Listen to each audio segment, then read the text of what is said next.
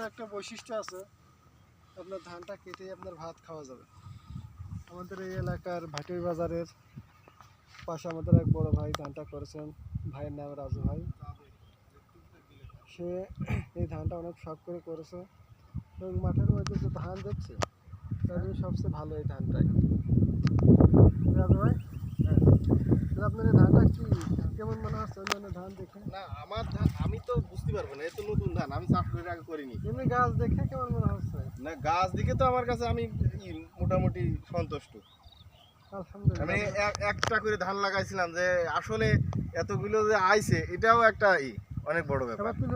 এই সাইডে আপনার সাইডে একটু পাতলা হয়ে গেছে লাগাই। না না, পাতলা হোক, পাতলা হলে তো আরো আপনার জায়গা না পেলে ধাড়াবে কি করে? এই জন্যই ধান একটু ফাঁকা ফাঁকা লাগছে। আপনার যেগুলোই বাইল হবে, যেগুলোই গাছে প্রত্যেকটা বাইলে বড় বড় বাইল হবে আর সুন্দর হবে। আমরা তো আশা করতে পারি রাজু ভাই যে এইটা মাঠে সেরা ধান হবে, মনে হয়, মনে ধরছে। মনে হয়। হ্যাঁ, আপনারা মানে আমি যেভাবে কবুল ছিলাম আপনাদের যে ধানটা এরকম হবে, মানে তার 100% না হোক 80% তো কাছে গেছে। কাছে গেছে। হ্যাঁ? আর দেখতেছেন না, সব ধানের তা আমার ধানটা কিন্তু উঁচু, একই ইসি লাগানো, কিন্তু একই সাথে লাগানো ধানের দেখেন, এটা জমি দেখেন, ওগুলো দেখেন, প্রত্যেকটা দেখেন, বোঝাই যাচ্ছে মাঠের সব থেকে আলাদা। হ্যাঁ আলাদা না, পুরোটাই আলাদা। আমি আপনার বলছিলাম যে ভাই আসলে ক্ষেতের কাছে আসলে মনটা ভরে যায়।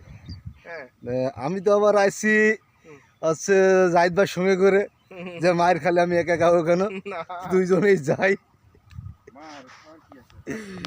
সম্পূর্ণ নিজের ইসের ভিতরে একটা করে কাঠি লাগাই কতগুলো ধান হয়েছে চিন্তা করা যায়। এরা তো লাগাইছে গোছে দিয়ে। আমি আছে গুনছি দুইটা, একটা তো পাইলাম 12টা, একটা 14টা। এখনই হবে। জাহিদ ভাই আছে একটা গুনলো, সেটা পাইছে 22টা। দেখেন এই যে একটা ছিল একটা মাদার গাছ, সেই একটা আছে, এই যে বড় এইটাই, আর সবই দেখেন খুশি। ধানের বয়স কতদিন চলছে আজকে? এটা দিয়ে জি জি 40 দিন পুঁজিনি। 40 দিনে পুঁজিনি। তো আছে ধানে আছে, আমরা আছি এর আগে যেসব প্লটে টাইল ছিল ওই প্লটে আমরা যে সর্বনিম্ন পাইছিলাম হচ্ছে আপনার হচ্ছে 20টা, সর্বোচ্চ পাইছিলাম হচ্ছে 29টা। তো আশা করি এখন তো সময় তো রয়েছে,